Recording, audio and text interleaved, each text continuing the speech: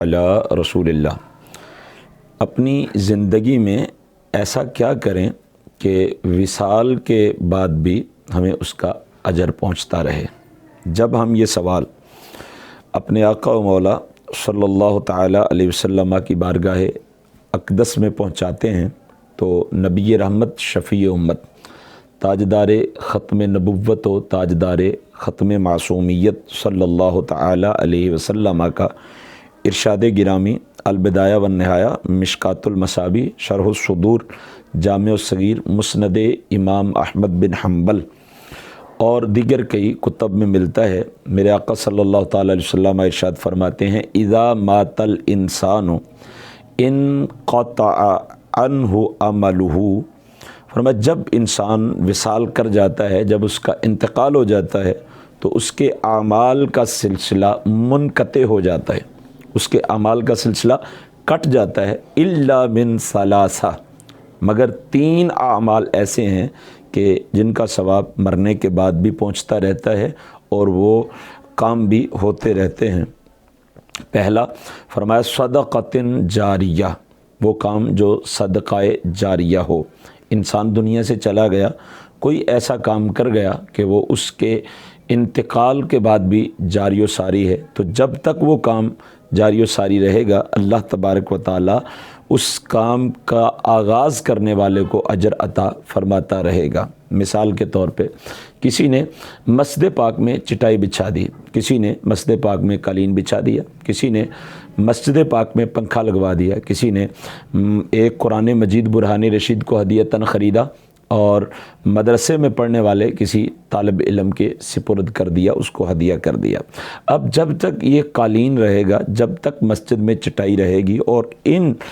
قالین اور چٹائی پر لوگ نماز ادا کرتے رہیں گے، اللہ تبارک و تعالیٰ جو ان پر نماز پڑھے گا ان کو بھی اجر عطا فرماتا رہے گا۔ مگر جس نے یہ چٹائی خرید کر کے مسجد میں بچھائی تھی، یہ قالین مسجد میں بچھایا تھا، اللہ تبارک و تعالیٰ ہر نماز پڑھنے والے کے ثواب کے برابر اس چٹائی یا قالین بچھانے والے کو بھی ثواب عطا فرماتا رہے گا۔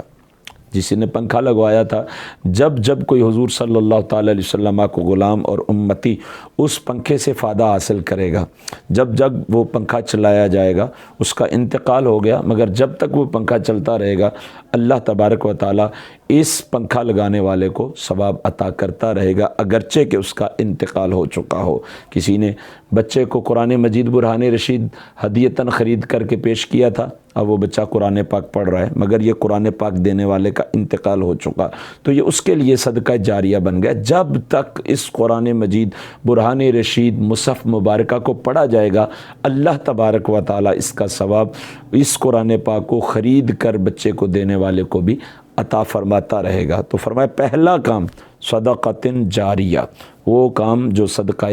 جاریہ ہو، جو آپ کے بعد بھی جاری رہے۔ دوسرا فرمایا او علم ینتفع بہ، فرمایا وہ علم جو نفع بخش ہو، جو نفع دیتا رہے۔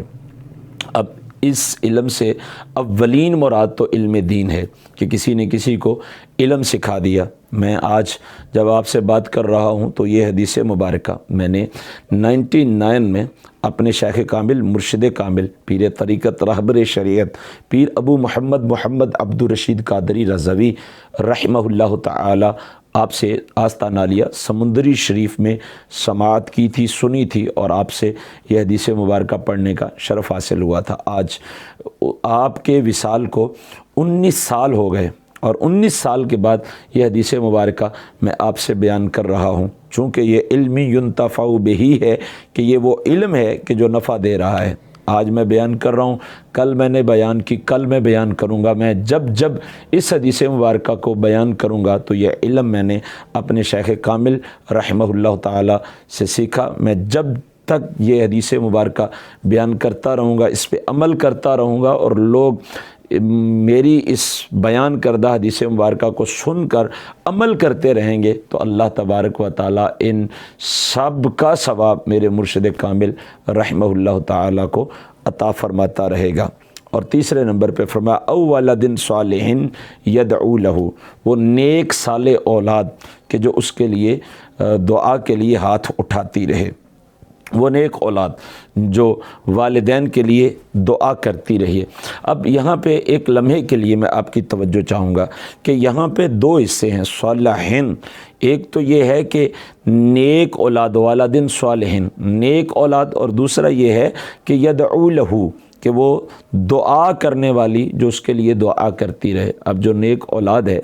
اس کے ویسے بھی نیکی کے کاموں کا ثواب والدین کو ملتا رہتا ہے، اور اس پہ کتب احادیث میں دلائل موجود ہیں کہ جب بھی اولاد نیک کام کرتی ہے تو اگر ان نیکی کے کاموں پہ والدین نے اولاد کو راغب کیا ہو تو اللہ تبارک و تعالی والدین کو بھی اس کا ثواب عطا فرماتا ہے۔ اور دوسرا حصہ یدعو لہو، کہ ان کے لیے دعا کرتی رہتی ہے۔ نماز میں ہمارے ہاں رب اجعلنی مقیم الصلاۃ ومن ذریتی ربنا وتقبل دعاء ربنا اغفر لی ولوالدی وللمؤمنین یوم یقوم الحساب، یہ دعا پڑھی جاتی ہے۔ اب جب ہم فجر پڑھ رہے ہیں تو اس میں بھی پڑھ رہے ہیں ربنا اغفر لی ولوالدی، یا اللہ مجھے بھی بخش لے، ہمیں بھی بخش لے، اور ہمارے والدین کو بھی بخش لے۔ ظہر پڑھتے ہیں پھر پڑھ رہے ہیں، عصر پڑھتے ہیں پھر پڑھتے ہیں، مغرب پڑھتے ہیں پھر بار بار یہ دعا پڑھتے ہیں، عشاء پڑھتے ہیں پھر بار بار یہ دعا پڑھتے ہیں۔ مقصد یہ ہوا کہ اگر اولاد نمازی ہو تو وہ الگ سے دعا نہ بھی کرے تو جب وہ نماز پڑھے گی تو وہ عرض کرے گی ربنا اغفر لی ولوالدی، یا اللہ مجھے بھی بخش دے اور میرے والدین کو بھی بخش دے، اور اس دعا کا فائدہ والدین کو ہوتا رہے گا۔ نیت کریں کہ یہ تین کام انتقال سے قبل ضرور کر جائیں، اپنے لیے کوئی نہ کوئی صدقہ جاریہ کر جائیں کہ ہمارا انتقال ہو جائے تو وہ کام ہوتا رہے، بلکہ کچھ عرصہ نہ ہوتا رہے، تا قیامت ہوتا رہے، تاکہ قیامت تک ہمارے لیے پیچھے سے ثواب کا سلسلہ جاری رہے۔ اور ایسا علم سیکھیں اور ایسا علم آگے سکھائیں کہ جو علم دنیا کے لیے نفع بخش ہو، تو جب جب اس علم سے